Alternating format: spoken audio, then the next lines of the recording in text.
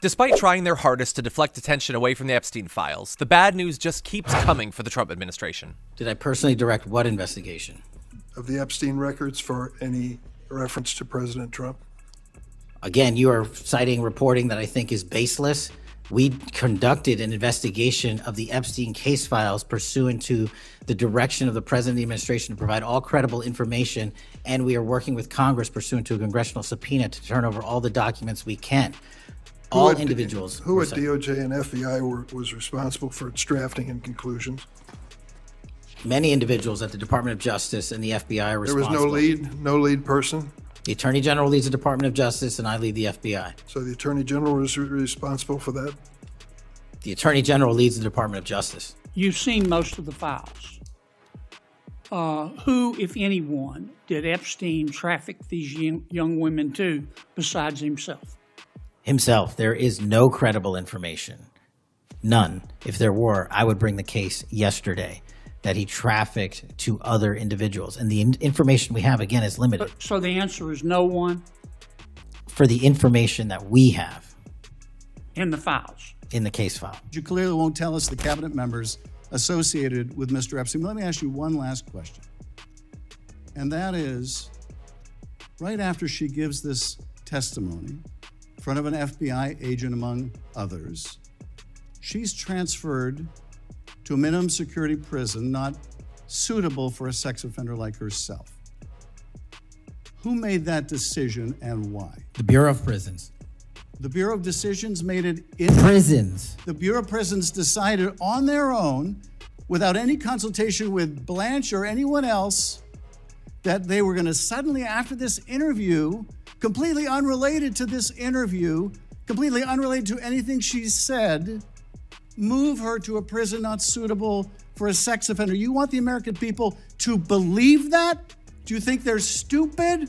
No, I think the American people believe the truth, that I'm not in the weeds on the everyday movements of you're inmates. Not in the weeds? What I am doing is protecting this country, providing historic reform, and combating the weaponization of intelligence by the likes of you. And we have countlessly proven you to be a liar in Russiagate, in January 6th. You are the biggest fraud to ever sit in the United States Senate. You are a disgrace to this institution and an utter coward. I'm not surprised. I'm not surprised that you continue to lie from your perch and put on a show so you can go raise money for your charade. You are a political buffoon at best. Well, you can take an internet troll. Take it to the bank that the FBI is protecting this country and the state and citizens of California. We are bringing historic reform. Point of order. But all you care about is a child sex predator that was prosecuted by a prior administration, and the Obama Justice Department and the Biden Justice Department did squat. And what did President Trump do? Bring new charges courageously. And what have we done? Chairman, you said I'm the most control of this transparent situation. FBI director in history. 33,000 pages of information to you. I challenge you to say anything credibly to the truth. Go ahead and run to the cameras where you want to go now.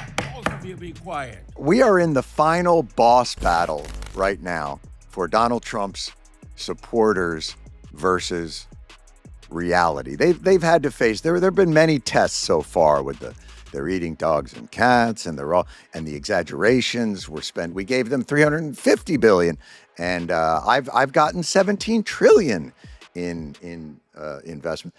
Reality has always been on tenuous footing, but this latest Epstein letter may be the final boss battle in the war on reality. If you recall, there was a 50th birthday for Jeffrey Epstein because, it's a big birthday for pedophiles, 50.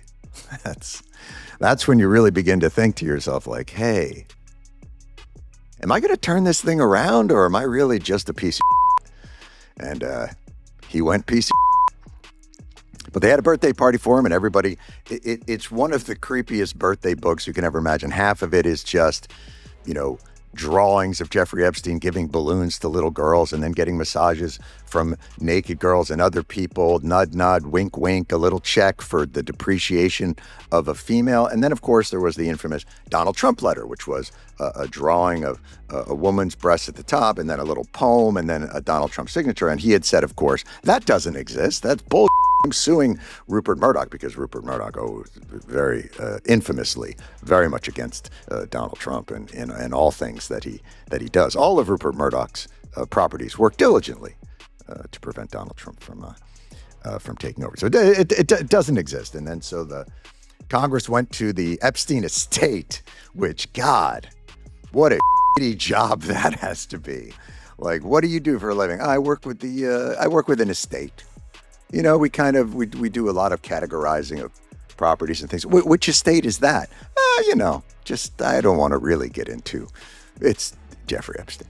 I got to ask you about this Fox News report by Jackie Henrich, the White House correspondent, who says you and Cash are under fire, political fire, that she reports the White House, Pam Bondi, Todd Blanchard, deputy, have no confidence in Kash Patel, citing one source. Pam in particular cannot stand him, Blanche either, they said, referring to Pam Bondi and Todd Blanche. Bondi and Blanche denied the characterization. White House officials denied any plans to remove Director Patel. But the headline is that knives are out for Kash Patel. It ends with something about you, Dan, saying 3 sources also point out Dan Bongino's days are more likely numbered than Patel's, as he threatened to quit amid fallout from the Epstein feud with Bondi. I want to give you a chance to comment on those 2 pieces. Megan, I don't even... So just to be clear, I've read the report. I spoke to Jackie. Everyone on the record you just cited, on the record, said the exact opposite. You can read the report yourself. So just to be clear, an off-the-record person who was not willing to put their name to any of this, who may not like what the director and I are doing here, off the record, said, wow, these guys are in a lot of trouble. On the record, everyone from the president to Todd to Pam to everyone else says the exact opposite. So your story, not you, but the story's what? Where are the knives? Donald Trump might have been right that he could shoot someone on Fifth Avenue and not lose any support, but a lot of people seem to have drawn the line at his alleged dealings with Jeffrey Epstein, and you could tell that the administration is panicking. House Speaker Mike Johnson actually suggested that Donald Trump was an FBI informant before having to almost immediately walk that one back. What do you mean by that? What I was referring to in that long conversation was what the victim's attorney said. More than a decade ago, President Trump kicked Epstein out of Mar-a-Lago, and he was one of the only prominent people, as everyone has reported, not President Trump, but everybody about him, that he was willing to help law enforcement go after this guy who was a disgusting child abuser, sex trafficker, all the allegations. That's what they heard. So the president was helpful in that. I don't know if I use the right terminology, but that's common knowledge, and everybody knows that. So this is much ado about nothing. Did the president tell you this specifically about his involvement? I was recounting what others have said. The president and I have talked about the Epstein evils many times. He's as disgusted by it as everybody else. He has long had a history of acknowledging that, and he has said repeatedly he wants everything to come out, all credible information, everything for the American public to decide. He's made that quite clear. Mike Johnson, he came out and said that the president was an FBI informant. Do you know what he meant by that, if it's not true? I can affirm that is not true. I think the speaker was referring to the fact that President Trump kicked Jeffrey Epstein out of his Mar-a-Lago property for reasons the president has already discussed. Republicans have built so much of their base on conspiracy theories and making wild and unsubstantiated claims about other people, but the tables have now turned. The Epstein case is following Trump wherever he goes, with communities and countries covering billboards and buildings with images of Trump and Epstein together. The pressure is on, and with increasing momentum to release the files, it'll be interesting to see how quickly Trump's allies end up turning on him.